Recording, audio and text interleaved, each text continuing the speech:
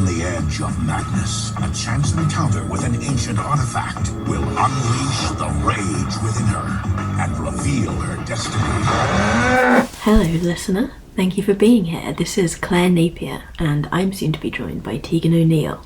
She and I are both long-time comic book critics, and we have come together to talk about comic books. We're going to be discussing the history, the position, the memories of Top Cow, a imprint of Image, Marc Silvestri's imprint of Image, as you'll hear all about in just a minute. If you enjoy this episode, you can come back to our Patreon and get access to Secret Issue 0, where we share our origin stories with Top Cow.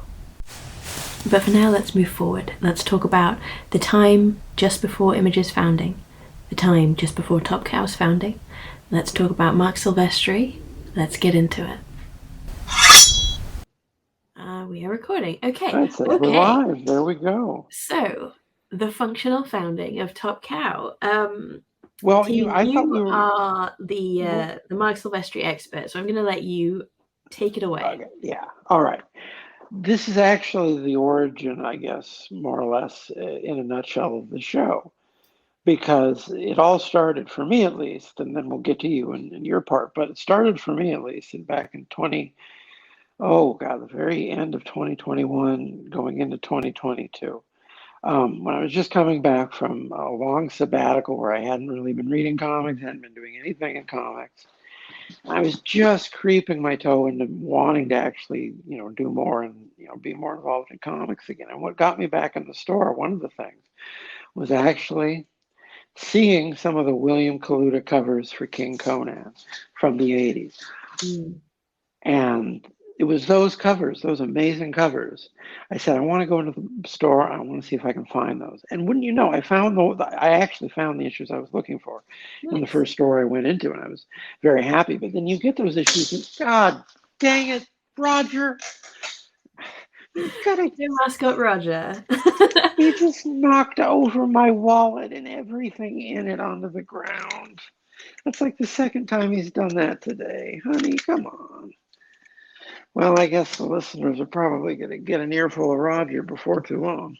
They're going to love him. Oh, they're going to love him. They're going to put him on t-shirts. Anyway, what I was saying was, so you open up these wonderful issues of King Conan that Marvel put out in the 80s with the William Kaluta covers, and you find that they're drawn by a young Marc Silvestri. And I got so excited by the art in that title. It was so interesting. It was so fun to read that it actually got me back into the comic book store for the purpose of tracking down all of the old Marc Silvestri comics I could find. Because I realized most of his stuff from, his first decade was pretty much just, available at regular back issue prices. He did a run on Web of Spider-Man. He did fill-ins and, Master of Kung Fu and, DC horror books. Really easy stuff to track down, actually, if you, as long as you look a bit. It's not expensive stuff at all. And in the process of doing that, I was buying just about everything that my store had, and I found the facsimile. It's not really a facsimile. It's just sort of a reprint edition that they did of the 25th anniversary of the first issue of The Darkness. So I got that. Yeah. I brought it home, and guess whose name I found in the back of the comic book? Now, how exactly did you wound up in the end of that in the back of that comic book yourself? In the back of The Darkness, how did I get there? Well, Henry Barajas at the time was the what was he? COO? He had some letters. He was at Top Cow. He was doing the business side of things at Top Cow. And he'd put out 2 books with them. Tata Rambo and Helm Greycastle, both of which I edited. So, I mean, honestly, that's not even how we knew each other. We knew each other because he worked for Top Cow. And I was at Women Write About Comics. Well, that's very impressive. Right. We were corresponding on a PR basis, basically. But we got on, and we had a similar encompassing attitude to the product. And he asked me to edit those books and so on. So when he knew that I was a Darkness fan, which I say with air quotes, I went back and I actually reread the first a few issues of The Darkness earlier today. So they're rather fresh in my mind. It's an interesting book. Yeah, so like we'll do the Darkness. We'll do the Darkness another time. But yeah, he knew that I had an interest in the property. And he was like, "Do you want to do this?" And I was like, "Yeah, sure." So I gave him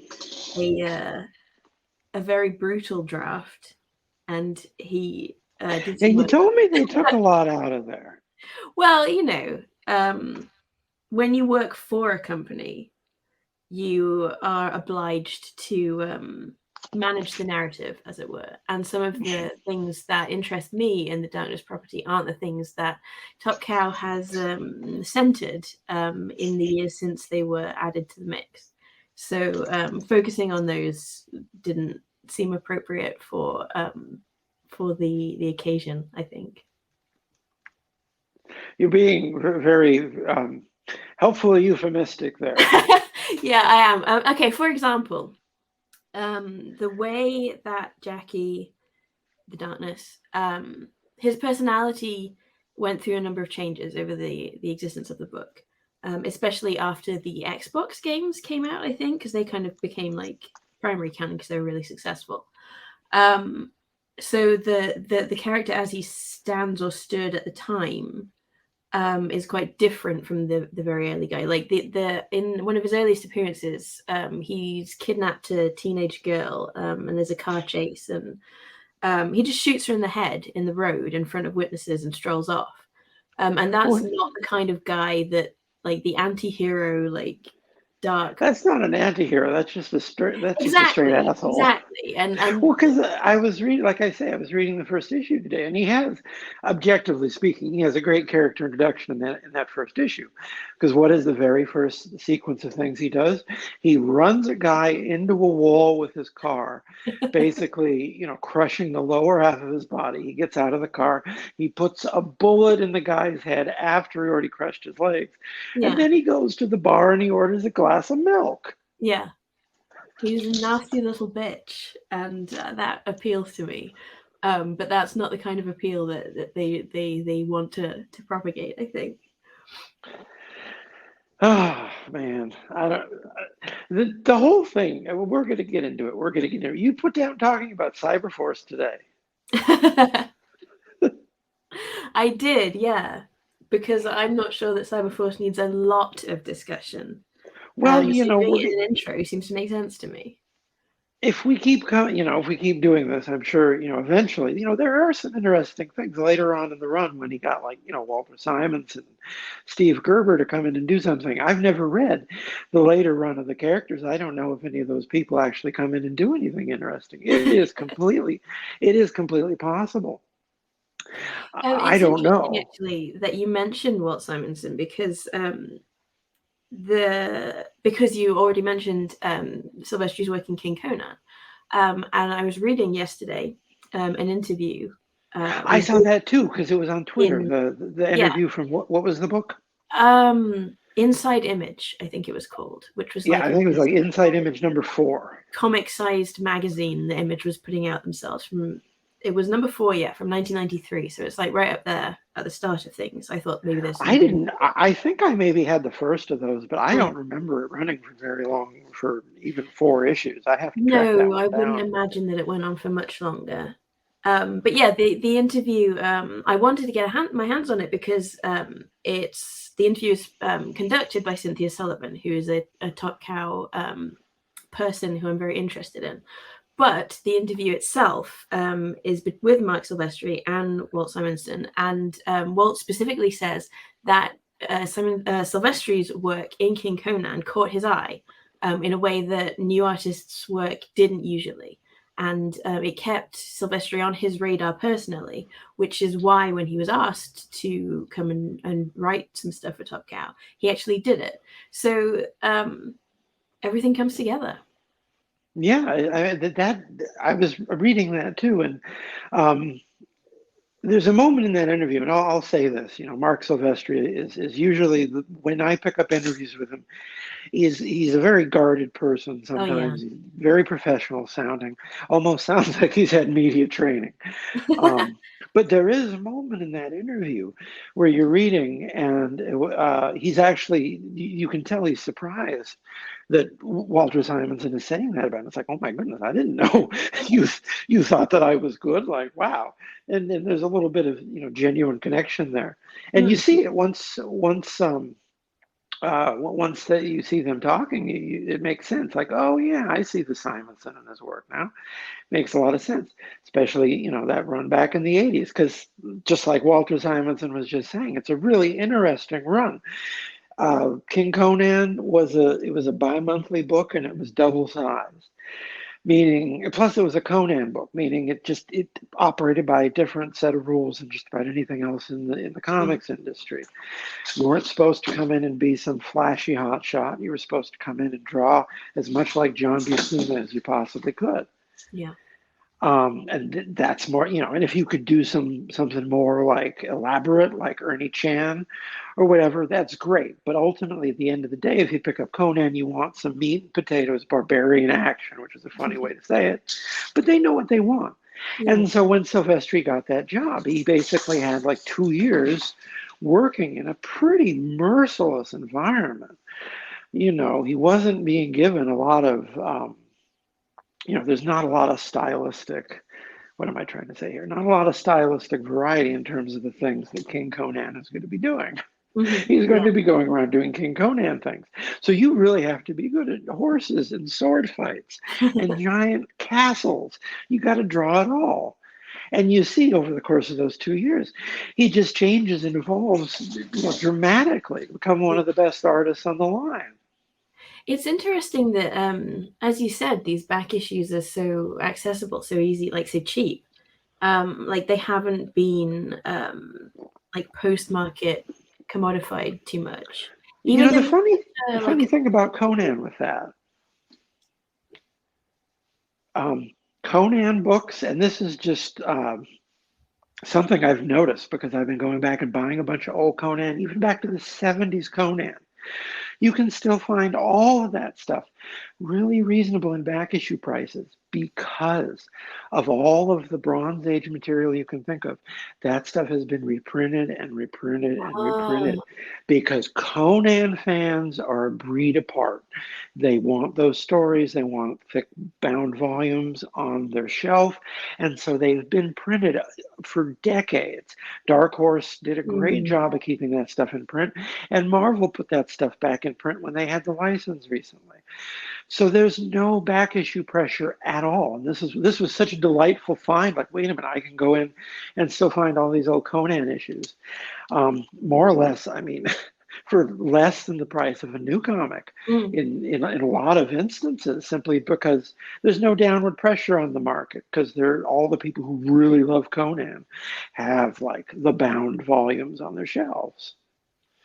It's so That's just a interesting. little aside about Conan back issue prices. No, it's so interesting to me that because I haven't looked at these Silvestri Conan issues. My Silvestri background, I guess, now is mostly in the X-Men and Wolverine, which, like what you're saying, is a surprise to me, or was a surprise to me, because you mentioned how he's drawing everything and he's good at it. His X-Men, his Wolverine issues were flabbergasting to me when I They went were back, fantastic. because they're so good. Like his range, as you like, his range is so impressive. And when I first encountered Silvestri doing covers for Witchblade and spin-offs in the early 2000s, his style was very much reduced.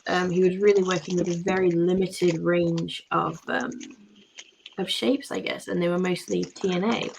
I really didn't expect him to be a great artist, but he really was. There's a lot to be, and I think, I've already sort of alluded to it a few times. I'm planning on writing, something about the man's career at some point, and that Yes. that frustration is, well, I call it frustration because it almost feels like he's frustrated. He doesn't really, he has fun drawing the darkness, but I don't know if necessarily the darkness is a great, work of his, if that makes sense. It does, and I think that I don't think that there would be much argument to the idea that there's some frustration or something in him, because if we come to the founding of Image, which we have to if we're going to get to Top Cow, the way that he came into Image as a founder, literally walked in off the street the very last possible minute. And the way they tell the story, I've heard in the past different versions of the story, and I don't know which is true or not, but I've heard, depending on who happened to be in New York for that one auction, it could have been like Ron Lim or Mark Bagley, just a couple names that I've heard over the years. Just, it was that random, just like, oh, hey, guess who happens to be walking through the hotel lobby at this exact moment? The dude who drew X-Men for a few years. As I heard it, and I did do a lot of research into Image Founding a few years ago. I just got fascinated for a minute, and I hoovered up everything. It is a fascinating story, one of the most fascinating in the history of the industry. As I heard it, it was in a lift. They coincidentally shared a lift with him because he was in the city for the X-Men Summit while they were doing their whatever, like, business meeting to secretly break away or whatever. They just happened to meet him in the lift, and they were like, do you want to come? And he his position at the time was that he felt that he had done everything in comics that there was to do. He felt that he'd had a full career and wasn't really bothered about comics anymore, which I think really is borne out by the coming years. Like, doing Image for Silvestri, it seemed, while I was doing that research, was just like, well, why the hell not? If I can get rich, I'm doing something that, like, I don't really have anything more to prove in. Well, why not go for it? Yeah, sorry. Go ahead. No, I was just going to say, I was going to jump in to agree with, everything you're saying is more or less what I've heard over the years as well. And it's borne out by the fact that, all of the Image books, all of the first generation Image books, they reflect their creators in very distinctive ways. Youngblood, couldn't be anything but a Rob Liefeld property. It's loud. All of the backstory is in a magazine interview. You're going to get a bunch of pinups. And Wildcats. Wildcats is a very interesting book because on the one hand, it's not that good. And I know people who have read and enjoyed every issue of Wildcats, and they will say, like, oh, the earliest Wildcats is the worst possible Wildcats. Mm-hmm. But it's also odd because it's by no means like phoned in comics at all. Those comics, on the contrary, are jammed packed with plot, with characterization, with all sorts of stuff going on. And it's not very good, but it's, certainly executed with a great deal of vigor. And, Savage Dragon was obviously this passion product, and it's the one of them that's still going with the original creator. And, Spawn, Todd always had what I guess I didn't really understand at the time, but now is really clear. He just wanted to be an emperor. And he managed it. Every issue of Spawn, any Spawn that goes out his office to this day, he still has his name on it, at least a co-writer or a plotter. He's got his finger in every one of those pies. Spawn is his baby. Yeah, he wanted to be a baseball guy, and now he's still hitting home runs. Like, it's an easy metaphor.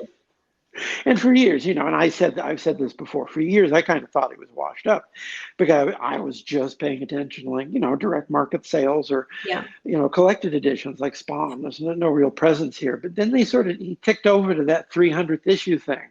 And I think there was sort of a critical mass of, on the one hand, like, people started buying Spawn a little bit more. He had some spinoffs that were doing well.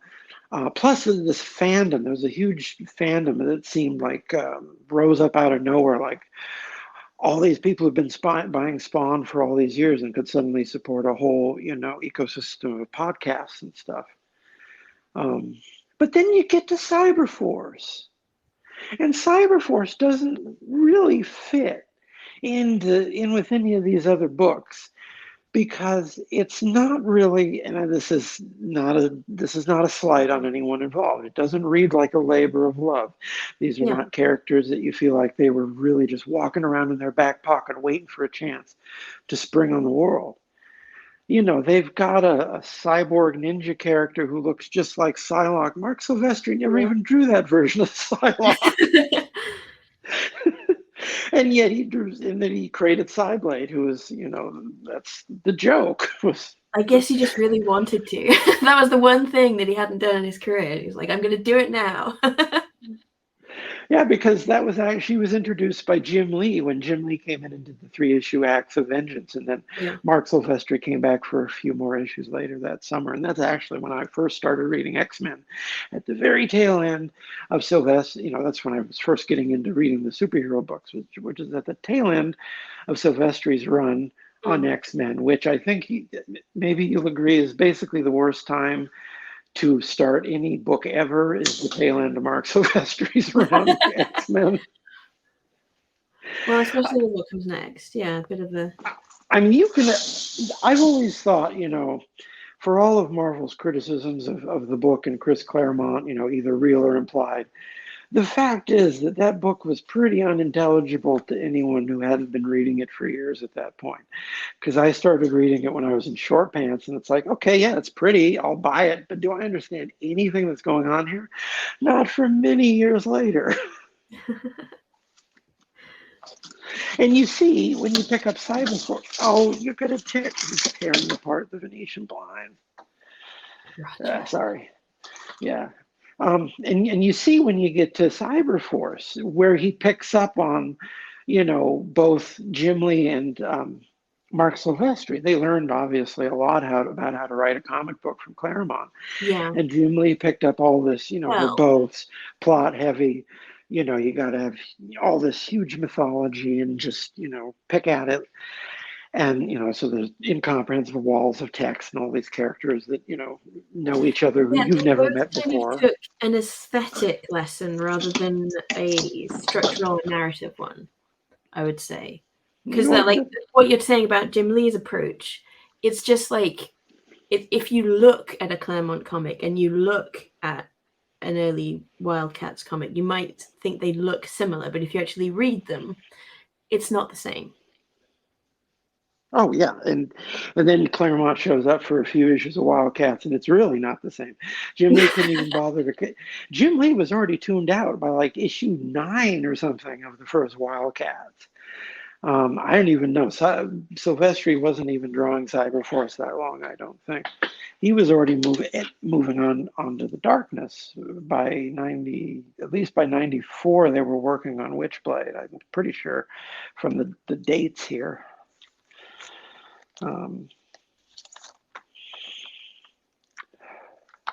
I've got actually the 30th anniversary commemorative edition of Cyberforce right in front of me right now. Do you have that book? It's actually a very nice looking anniversary edition. It's got another interview in the back with Silvestri, Scott Williams, David Wohl, Haberlin, all the people who were involved with Cyberforce. Well, that would be interesting to read. It's got a little cover gallery here of all this other. And the interesting thing about the first couple of years, and there's fun stuff in the first couple of years of Top Cow before we get to Witchblade, and that this is actually probably pointing something structurally about the show maybe we should talk about here. The problem is, and this sort of came out when we were, having our long preamble conversations building up to starting this, if you recall what I'm about to say here. Mm-hmm. The problem is that the Top Cow that most people think of as Top Cow, the prime cow, the prime cuts, so to speak, they don't get going until 1995. It's true. Yeah. Witchblade #1 is comes out after Image has already been around for 3 years. Yeah. Well, the interesting thing, actually, I mean, within that, is that we've been talking about Cyberforce, like the very beginnings, the We've been first talking around foundations. Cyberforce. we have. But the first volume, as they call it, of Cyberforce is actually not a Top Cow production, because Top Cow wasn't invented Ah, yes, that's till right. December, That's right. according to LinkedIn. At the This time, from the December founding. of '92. Yeah. From the founding until December 92, Silvestri was working with Jim Lee through their sort of like shared, whatever it was, Homage Studios. Yeah, Cyberforce, the first however many issues, came out from Homage, which was also putting out like swimsuit edition books of, like, I guess, other Image superheroes. that's half of their publishing line. It seemed to be like they'd run out of stories, so they'd just do they did Right. a few Or pinup like they books. just didn't have any in the first place. Which you don't have to. Like, their job is to draw. That's fair enough. If you Well, don't, they committed to write stories was kind of the problem. well, yeah, okay, they did. that is the beef with Image as a founding Yeah, there's concern. actually on the inside front cover of the Cyberforce issue, there's a thank you to Homage Studios, which is Yeah. listed here, 5 names: Scott Williams, Jim Lee, Carl Alstater, John Teague, I think, and Whilce Portacio. I Which think Whilce is, Portacio stayed more or less under that umbrella even after Wetwork started, but don't yeah, I think quote you're me. right. But see, it's interesting to me that it names 5 people for Homage, because presumably those are people who are actually drawing or have something to do with the art. Because, as I mentioned before, Cynthia Sullivan, I'm just so interested in her. Cynthia Sullivan is the credited editor Yeah, for almost all Homage books. And she was there at the beginning of Top Cow, I think, because according to at least, what's the book called? Let me find it.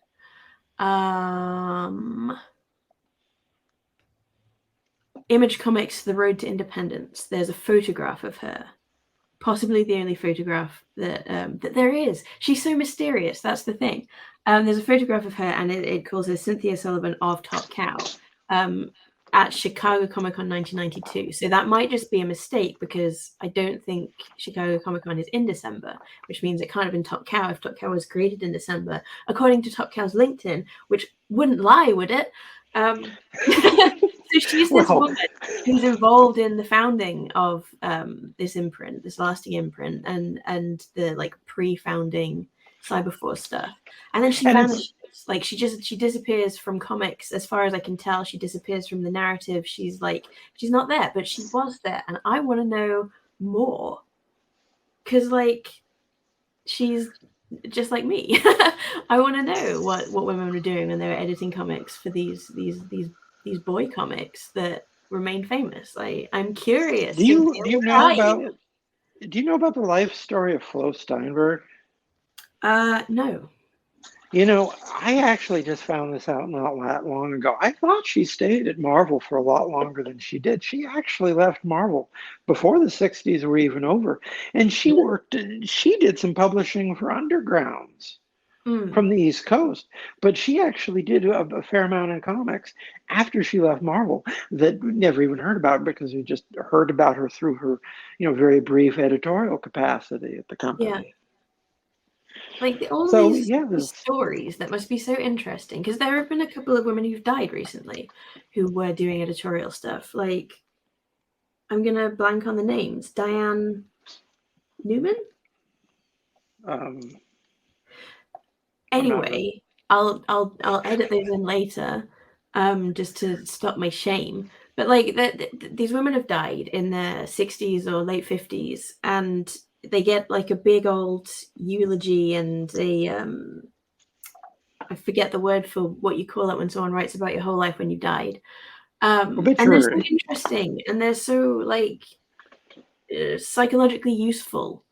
It's good to know that people have been doing stuff. If you don't know people have been doing stuff, you don't know you could do it. I want to know. I want to know why Cynthia was there, how she was involved, how she got uninvolved. there's like a vague indication that she may have been involved with Silvestri, like romantically. I don't know about that. I don't know either. That might just be something that's like sort of transferred from a couple of the other guys want to using their get wives called or out. girlfriends as editors. I don't want to get called out for starting rumors for, happily married people here. I'm not starting rumors. These are that's I've read like people saying, "Oh, wasn't she so and so's girlfriend?" And I'm like, I don't know. Was she? I don't know. I don't know when he got married. So apologies if I'm okay. So allegedly, okay. But yeah, I just want to know because like there's so little info, but her name is in all these books. Weird names show up on Top Cow. A bit of trivia that I blow people's mind with, although it's probably more mind blowing to me than anyone else. The credited editor of Witchblade #1. Do you know off the top of your head who that is? I don't, but was it Anne Nesenti? I know she was involved with the Darkness. Len Wein. No way. The same man who edited Watchmen edited Witchblade #1. Was he having a good day? Well, I'm just asking. Well, you go back and look at the record, and you see like he was involved. Len Wein was involved in Top Cow for like a blink of an eye. He did a couple projects for them, but apparently he was with them just long enough to maybe do some like freelance or in-house editing for a couple of their books, and he just happened to be the name on Witchblade #1. Really? That blew my mind when I realized it, because there's the ultimate bar trivia. What name is on the credits for both Watchmen #1 and Witchblade #1? There you go. Fascinating. Yeah. But I mean, I suppose we'll get a little more into that and come back to the Anne Nesenti thing a bit later, because I feel like because, as you say, like the real Top Cow didn't really get going until Witchblade came in late '95. We should cover the stuff that they did before then. Because it's weird. There's plenty. We'll get back to it. I mean, we can spend a whole week on that Ballistic limited series. But like other than Cyberforce, okay. Have you read any of the other like the pre-Top Cow material? Well, I've dipped into it because all right, have you? Are you about to say that you have? Oh yeah. Oh yeah. Okay, that sounds like you're very confident here. Well, not like very confident, but confident enough to have. Well, I went shopping. Remember, I went down to Sacramento, and I emptied out all their dollar boxes and back issue bins, and I picked up all the old Top Cow. The thing was, the non-Witchblade, non-Darkness Top Cow was actually pretty easy to find, at least the early stuff. Yeah. The later on you get anything that has David Finch names on it, impossible to find. I've never found any of David Finch's work in the back issue boxes. Like, people have picked through for that stuff. Aphrodite 9, I have never seen an issue of that in the wild since I've been looking. People obviously really. Oh, you do? Yeah, I do. Yeah. But I did end up picking up some various oddities, like the Ballistic limited series that I was teasing you about. But there's also the Velocity limited series, which actually, of all the stuff from that era to want to revisit, that has Kurt Busiek writing it. Oh, okay. And then strange names pop up on stuff like the Cyberforce Origins series. I want to say Cyberforce Origins #2 is the first appearance, not the first appearance, but the first work. Michael Turner, because this book here is co-credited to him and Randy Queen, who did a lot of Top Cow work at the time. But honestly, if you asked me to pick Randy Queen and Michael Turner apart at this point in their career, they're very similar. You were telling me the Weapon Zero is the good book to look for. And I only found a couple issues of that. I feel like you're framing me when you say that I said that Weapon Zero was good. You did. I said it was interesting. Okay. So Weapon Zero is fascinating to me primarily because it contains one of there's no like the phrase that I use myself is the Silvestri hunks, because every Top Cow book has at least one. It's the big guy with the big chin and the long, lovely hair. He pops up everywhere. Yeah, but like I'm looking at the cover of Cyberforce here, and 3 of these dudes have long hair. Right, there are so many. But the fact that there's one in every single title, it's a Top Cow signature. It really is. And Weapon Zero has one, and he has his suit has his tits out. Is the only way I can describe it. That's funny to me. I'm sorry. Yeah. So Weapon Zero. Okay, they turn up in the Marvel crossover from I think 1998. And that's where I encountered them first, and they became fascinating. Are you talking about Devil's Due? Devil's Was that something? it? Devil's Devil's Reign? something. I have that one. I found that one actually in the store. They had it in the bin for like the whole thing in like a bag for $10. Yeah, me too. So I have the whole thing. I have the Maybe whole we can thing do a somewhere. whole episode on it because it's a little bit complicated. But the thing is, you don't really get a proper sense of anything from them in that. So they're very mysterious, and when something's mysterious, I want to know about it. So Weapon Zero is like, I don't know, I just like imagining, or until I read the miniseries that they debuted in, I just liked imagining what it could possibly be because it seems so mysterious. Like, it's got a very Witchblade-y, darknessy, like techno-organic aesthetic. It's got the Top Cow template people. It looked, like proto form, proper Top Cow. And it is kind of, but it doesn't really, when you get to their actual comics, have any character to the characters. They don't like. It is written by Walt Simonson, but it's not his finest hour. It's not a great book. It's very much. It feels very Valiant to me, honestly, and I don't mean in quality because Valiant were very good.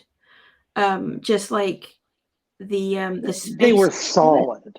They were solid. They weren't always good. And then they remained solid. Yeah. Okay. Yeah. But like it's an alien. An aliens. I want to say ripoff. Which I say without half of everything moral was an alien. Weight. Like I don't mind ripoffs at all. I think they're fun. I think they're good because if you're doing a ripoff, you are inherently criticizing, and that's always interesting to me. So yeah, it's an aliens ripoff, which also goes into like immortal space heroes in an immortal space war who now are both waking up after millions of years. Their spaceship crash killed the dinosaurs. Now they're going to find that. Like it's like superhero Transformers story, but in an aliens cloak in the Top Cow style. I found a few issues of that. Not very many though.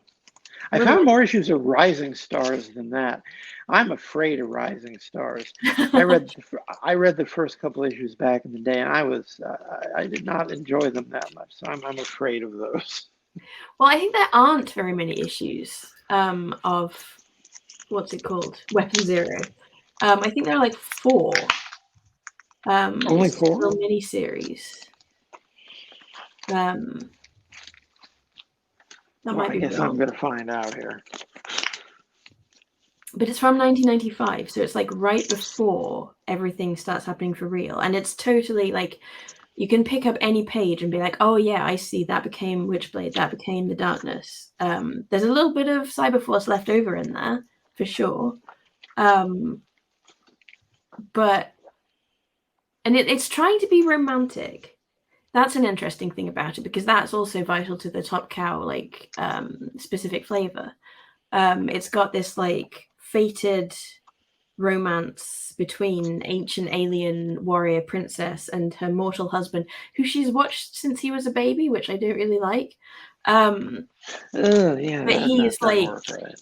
he's an astronaut, and he gets infected by the baddies, and she has to save him from becoming an evil baddie, and then he dies and she dies and they're alive, and it's doing this whole, like, operatic love story, which we did mention a little bit in the secret bonus issue 0 episode. That is why Top Cow stands out, because it's romantic. So Weapon Zero, like, it's not a good comic. It's not something that I would recommend to someone to read as, like, a thing to read, like a story to pass the time. It is a point of interest. It is like the melting pot from which future success was conjured. And that makes it something to look out for, I think. Definitely. I mean, definitely. What it sounds like is they were slowly creeping towards. How do I put this without sounding bad? They were creeping more towards competency as they kept at it. Yeah. They maybe finding their didn't. feet. Yeah, they maybe didn't start out so strong, and you know, I'll be honest with you. I've seen people going back and forth on Cyberforce #1. I've seen people who have a lot of enthusiasm and nostalgia for it, and then I think, God, I want to say it was the Kayfabe guys. They did a video where they were not very complimentary towards it, and honestly, I could kind of see their point. It's like, is it top shelf Silvestri? Probably not. He's sort of playing to a crowd, but that maybe isn't the most flattering thing for his skill. But then Yeah. later on, give them a couple of years, and they maybe start backing into something with a little bit more, meat to it. I have a book here, something I did find very interesting. It's the Cyberforce Universe source book. Do you have any of those? No, I don't. I have snobbily stayed away from the majority of my available Cyberforce purchases. I'm like, no, I only read the good stuff, like Spirit of the Tau. Thank you. Well, this is actually a really interesting book, because this was released at the very beginning of 1995. Ooh. Very beginning of 1995, right before everything changes. So it's a nice little time capsule of just everything that Top Cow had going into, the year of Witchblade. And you get to see the credits for the whole company here, including their legal counsel and and this, I think, also, I want to say maybe this is technically the first appearance of Michael Turner. He's got a couple different, and David Finch is in this one too. But you go through this book and it's like, okay, some of these characters are familiar. Like there's Codename Strikeforce. Oh, it's got the guy with 3 arms and it looks kind of like Stormwatch. Cyberforce, they have a jump jet that looks a little bit like something that you'd see in X-Men. Yes. And there's nothing necessarily wrong with it. You could probably give this blueprint to some writer today and they could come up with something interesting from it. But for the time it was what? If they had to, yeah. Well, they've done that. Rob Liefeld, one of the things that he's done that I thought has been almost uncharacteristically forward-thinking is he's given some of his properties to some real up-and-coming indie people at various points. They had that That's run true. of, I think, Yeah. Glory and Prophet both, and Afife did that run on Bloodstrike. Yeah, I am being like, well, bitchy, I suppose. It's just like, the thing with those is that they really are creatively driven, in that they have been given to people who do have a story, rather than the sense of someone who is working for hire and has been given a title and you have to think of something for this. it's not necessarily that those are the two separate methods, but just sometimes that's what the two types of output feel like. And it's hard for me to imagine before it happens someone who sees something in Cyberforce that is generative enough to land like that. And I'm not saying it can't happen, because like, I'll toot my own horn. I've done one of those Rob Liefeld reimaginings. It's not published because I just did it for fun. But I looked at Dooms 4. I bet you haven't heard of that. And I thought, are you kidding? I got Dooms 4 1/2 at home, or in the collection. Well, no, that was, it never came out. I mean, I think it came out eventually, but wow, it never came out. We waited for that one because the promo art came out and it's like, okay, Rob, you're going to be giving us Fantastic Four. Let's get with it. And it just never, the thing never appeared. Well, I mean, it did, because I've got it all. And I turned it into a 1993 British school drama. And it works. Like, that sounds great. Yeah. It's good stuff. But that's so unlikely, you know? Like, I am just one person and I have no reach. And I'm the one person who saw that in Dooms 4. If you see what I mean? Like, yeah, I feel like the average person who was just assigned whatever book isn't going to really connect in that, like, I actually have something for this way. But that's just, I mean, someone will. It's just, will they be found? Will they be discovered, you know? Well, you know, is the someone who has a really great idea, are they ever going to be in a professional situation where they can introduce themselves to the people who actually have the rights? It's a gamble, and it's not a gamble that I see Cyberforce winning, but it might, because that's the point of gambling. You know, this is probably, we should also point out, you know, Top Cow has been a lot more protective about some of their licenses than possibly they should have been for the, you know, Witchblade. Let's just say straight out, Witchblade could probably be like twice as big, 4 times as big. They just took her off the market, you know, and they didn't try with what? I've got a Witchblade story, and they won't let me do it. We've talked about this, and it doesn't make any sense to me. Witchblade, after how she sold in the 90s, after the crowd that she appealed to, she should have been on, you know, she should have been an Image perennial, and it just didn't happen. She sort of petered out sometime in the early 2000s. It's because they didn't. Well, we'll get into that. Yeah, we've got plenty to talk about. Oh, we're almost up on the 48 minutes here. Oh, how much have we got left? Well, it says live 47 minutes. Oh, damn. Okay. Well, I mean, is there anything that we've missed before Witchblade? Well, you know, the way this is going, it's pretty freewheeling. If there's anything we missed, we can probably just come back to it.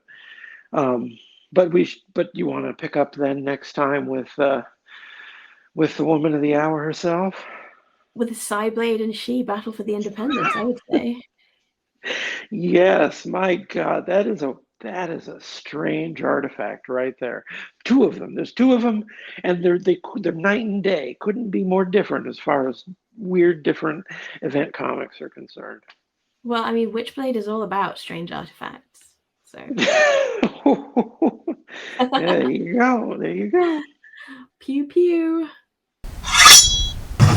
You can use the Witchblade to pierce the veil of the senses, to see in an entirely new way. The Witchblade has many powers, but only the person who wields it can truly know them all. And that's that. Our first episode in the bag, in your ears. Did you like it? We hope so. Next time, as you heard, we will be coming in with Cyblade and She Battle for the Independence, which was a comic book crossover between various independent publishers of the time, where Witchblade made her debut.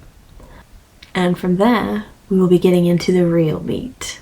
Sarah Pezzini, her life, her times, her fashion crimes. Look forward to it. See you then. Bye. Embrace your destiny, Sarah. I'm losing it, Danny.